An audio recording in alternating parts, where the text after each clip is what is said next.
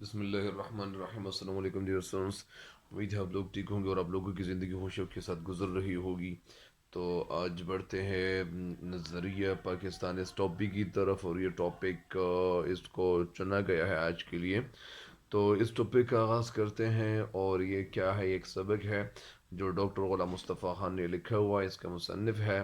تو اس کا خلاصہ بھی اپلوڈ کر چکا ہوں، لیکن ساتھ ساتھ ابھی مجھے یہ کرنا چاہیے کہ اس کا آغاز کر لیں، لیکن اس چینل پہ ہر نئے آنے والے ان کو چاہیے کہ اس چینل کو سبسکرائب بھی کریں، اور ساتھ ساتھ اس چینل کے لنکس اپنے دوستوں کے ساتھ شیئر بھی کریں۔ تو بڑھتے ہیں اس سبق کی طرف، لیکن اس کا ٹاپک کیا ہے؟ نظریہ پاکستان۔ نظریہ پاکستان یعنی یہ ہمارا ٹاپک ہے۔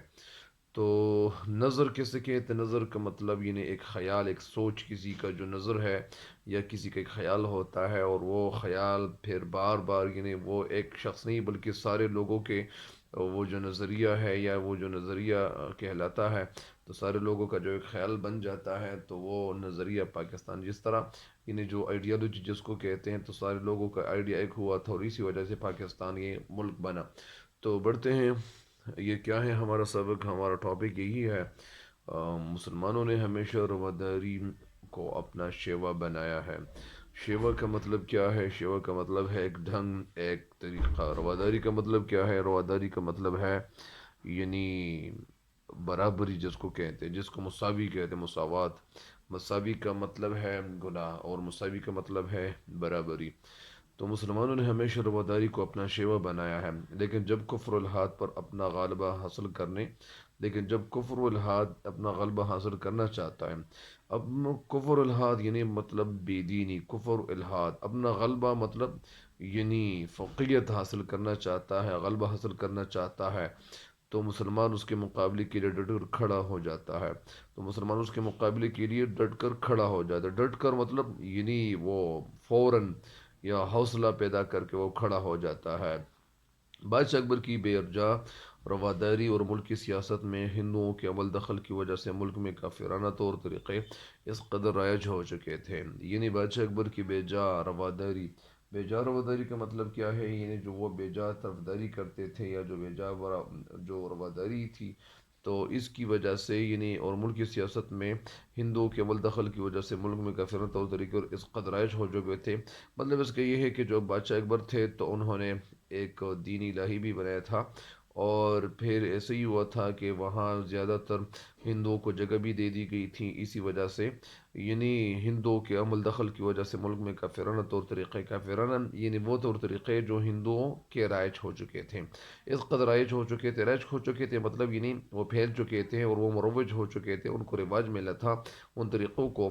رائج کا مطلب یعنی مروج ہونا، رواج پا جانا، کہ مسلمانوں کی آزادی خود ان کے دین معاملات میں بھی ختم ہو گئی تھی۔ پھر ایسا ہوا تھا کہ مسلمانوں کی جو آزادی تھی وہ خود ان کے دین معاملات میں بھی ختم ہو گئی تھی۔ دین معاملات یعنی وہ معاملہ جو دین کا معاملہ ہو، ختم ہو گئی تھی۔ مطلب اس کا یہ ہے کہ مسلمانوں کی آزادی خود یعنی ان کی جو دینی آزادی تھی، یعنی دین میں آزادی ہر کسی کو حاصل ہوتی ہے، تو وہ آزادی بھی ختم ہو گئی تھی۔ چنانچہ اکبر کے آخری دور میں اسلام کی سربلندی کے لیے حضرت مجدد علیہ ثانی رحمۃ اللہ علیہ کھڑے ہو گئے۔ یعنی چنانچہ اکبر کے آخری دور میں، اکبر یعنی جو اکبر کی جو بادشاہی تھی، تو ان کے آخری دور میں اسلام کی سربلندی کا مطلب یعنی اسلام کو اونچا کرنے کے لیے حضرت مجدد علیہ ثانی رحمۃ اللہ علیہ کھڑے ہو گئے۔ حضرت مجدد علیہ ثانی رحمۃ اللہ علیہ کی پیدائش کے حوالے سے میں بتاتا چلوں کہ حضرت مجدد علیہ ثانی اصل میں 1564 میں ان کی پیدائش ہوئی تھی، اور یہ ان کی وفات جو ہوئی تھی تو 1624 میں، تو 1564 میں پیدا ہوئے تھے۔ اصل میں دوسرے 1000 سال کی تجدید کرنے والا، یعنی مجدد کا مطلب یہ نہیں یہ ہے کہ یعنی تبدیلی کرنے والا۔ اصل نام شیخ احمد سرہندی تھا، لیکن مغلیہ حکمران جلال الدین اکبر کے بنائے ہوئے جو دین تھے الہی کے خلاف، یعنی اکبر با آواز یعنی وہ انہوں نے دین الہی کے خلاف آواز بلند کی۔ مطلب یعنی جلال الدین اکبر جو تھے، تو انہوں نے یا اس نے یعنی دین الہی وہ شروع کیا تھا، اور جس میں ان کی جو مطلب ان کا جو محل تھا، اس محل میں یعنی دین الہی اس نے قائم کیا ہوا تھا، اور اسی وجہ سے انہوں نے قائم کیا ہوا تھا، تو اسی وجہ سے الہی کے خلاف انہوں نے آواز اٹھائی، اور اس زمانے میں دین کی تجدید کی۔ دین کی تجدید کی مطلب یعنی دین میں وہ باتیں انہوں نے بیان کی جو باتیں دین میں یعنی وہ شامل تھیں، اور اسی وجہ سے لوگوں نے اپنی طرف سے شامل کی ہوئی تھی باتیں، تو اسی وجہ سے یعنی جب کوئی کلمہ حق کہنے کی ضرورت نہیں کر سکتا تھا، یعنی یہ ایسے وقت میں انہوں نے آواز اٹھائی ان کے خلاف کہ جب لوگ یعنی مطلب اتنی جرت نہیں کر سکتا تھا، کلمہ حق کی جرت بھی نہیں کر سکتا تھا، جرت مطلب بہادری ان کے اندر نہیں ہوتی تھی، یا وہ اتنی دلیری نہیں کر سکتا تھا، اس وجہ سے انہیں مجدد الف ثانی کا لقب ملا، مطلب انہیں تجدید کرنے والا یا نئے کرنے والا۔ چنانچہ اکبر کے آخری دور میں اسلام کی سربلندی کے لیے اچھا یہ تو ہوا آپ نے جہانگیر کے زمانے میں محض دین کی خاطر قید و بند کی سختیاں جیلی اور اسلامی قدروں کو نئے سرے سے فروغ دیا۔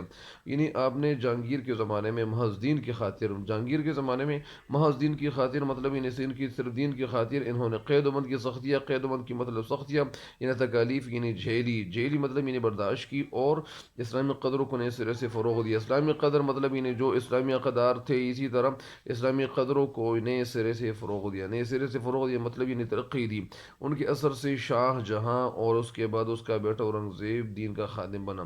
تو یہ ان کا اثر تھا کہ جو شاہ جہان اور اس کے بعد اس کا بیٹا جو اورنگزیب دین کا خادم بنا، دین کا خادم بنا، خادم کے معنی ہے خدمت کرنے والا، یعنی وہ خادم بن گئے۔ لیکن اورنگزیب کے بعد ہی اس کے بیٹوں کے باہمی نفاق اور کمزوری کی وجہ سے مغلیہ سلطنت کا یعنی زوال شروع ہو گیا۔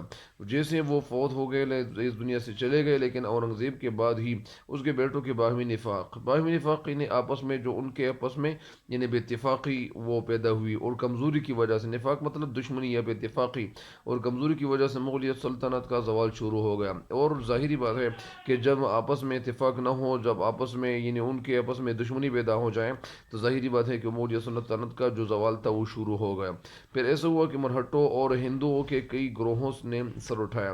ظاہری بات ہے کہ صرف وہ لوگ تو نہیں تھے، بلکہ ساتھ ساتھ مرہٹے اور ہندوؤں کے کئی گروہ جو تھے انہوں نے بھی سر اٹھایا۔ انگریزوں نے اپنے قدم جمائے اور ملک میں انتشار پھیل گیا۔ پھر انگریز جو تھے وہ سارے ہندوستان پہ چھا گئے، اور ان کا ایک قبضہ اور تسلط قائم ہو گیا، اور سارے ہندوستان پہ ان کا تسلط اور قبضہ قائم ہو گیا، اور ملک میں اتنا انتشار پھیل گیا۔ لیکن اصل میں انتشار کیوں پھیل گیا؟ لیکن ایسے گئے گزرے حالات میں مطلب یعنی خراب حالات میں بھی قوم کو فروغ دینے اور اسلام کو سربلند کرنے کے لیے کوششیں جاری رہیں۔ یعنی ایسے جو حالات تھے، جو ناگفتگو حالات تھے، خراب حالات تھے، جس کو سرکمسٹانسز کہتے ہیں انگلش میں، کو قوم کو فروغ دینا مطلب ترقی دینے اور اسلام کو سربلند کرنے کے لیے، یعنی اسلام کو بلندی حاصل کرنے کے لیے، بلندی دینے کے لیے کوششیں جاری رہیں۔ چنانچہ میسور کے سلطان حیدر علی اور اس کے بیٹے سلطان ٹیپو نے نہ صرف ہندوؤں اور انگریزوں کا مقابلہ کیا، پھر ایسا ہوا کہ معذرت چاہتا ہوں کہ یہ آپ کو نظر شاید نہ آیا ہوا ہوگا، لیکن آپ نے کرنا یہ چاہیے کہ کتاب سامنے ضرور رکھیں، تاکہ کتاب آپ کے سامنے ہو، موبائل سائٹ پہ ہو، تو پھر آپ مطلب اس کا یہ ہے کہ آپ فائدہ اٹھائیں گے۔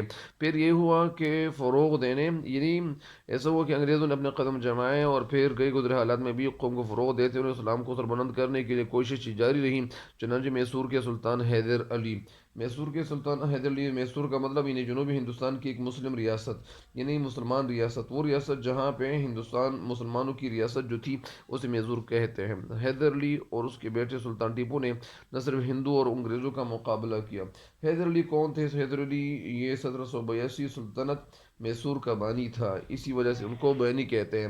پھر یہ سلطان ٹیپو کون تھے؟ سلطان ٹیپو اصل میں وہ حیدر علی کا بیٹا اور اس کا جانشین، یعنی سلطان ٹیپو جو تھا وہ حیدر علی کا بیٹا تھا اور اس کے ساتھ جانشین تھا، اور اصل نام فتح علی تھا۔ یعنی ایک درویش ٹیپو مستان شاہ کی مناسبت سے ٹیپو نام جو تھا وہ مشہور ہو گیا تھا، اور انگریزوں کا سخت مخالف تھا۔ سرنگا پٹم کے مقام پر اپنے وزیر میر جعفر کی غداری کی وجہ سے انگریزوں سے شکست کھائی۔ پھر ایسے ہی ہوا کہ یعنی یہ سلطان ٹیپو کے حوالے سے یہ کچھ نہ کچھ جانکاری تھی۔ چنانچہ میسور کے مقابلے کے سلطان حیدر علی اور اس کے بیٹے سلطان ٹیپو نے نہ صرف ہندوؤں اور انگریزوں کا مقابلہ کیا، یعنی ان کے ساتھ مقابلہ کیا، یعنی ڈٹ کر لڑائی کی، بلکہ افغانستان، ترکی اور پھر فرانس کو بھی اپنے ساتھ شامل کرنے کی کوشش کی۔ یعنی جو اور ممالک تھے، یعنی ان میں افغانستان کا ذکر، ترکی اور پھر فرانس کو بھی اپنے شامل کرنے کی کوشش کی۔ مطلب ان کا یہ ہے کہ یہ تو مسلمانوں کے ممالک ہیں، اور ان مسلمان ممالک کے ان کو بھی شامل کر لیا، مطلب انہیں افغانستان ملک، ترکی اور پھر فرانس کو بھی۔ تو یہ ملک جو تھے، ممالک جو تھے، انہوں نے اپنے ساتھ شامل کیے، لیکن ملک کے دوسرے سرداروں نے ساتھ نہیں دیا، یعنی ملک میں جو دوسرے سردار لوگ تھے ان لوگوں نے ساتھ نہیں دیا. کیوں نہیں دیا؟ اور انہیں کامیابی حاصل نہ ہو سکی. ظاہری بات ہے کہ کامیابی ان کو کیسے مل سکتی تھی؟ تو ان لوگوں کو کامیابی حاصل نہ ہو سکی. تو یہی ایک بات ہے جو ان کو کامیابی نہیں ملی. تو یہ آج کے لیے اتنا ہی کافی ہے. تب تک کے لیے اجازت چاہتا ہوں، لیکن میرے چینل پہ نئے ہر آنے والے ان کو چاہیے کہ چینل کو سبسکرائب بھی کرے اور ساتھ ساتھ چینل کے لنکس کو بھی اپنے دوستوں کے ساتھ شیئر کرے. تب تک کے لیے دیجیے گا مجھے اجازت. اللہ نگہبان.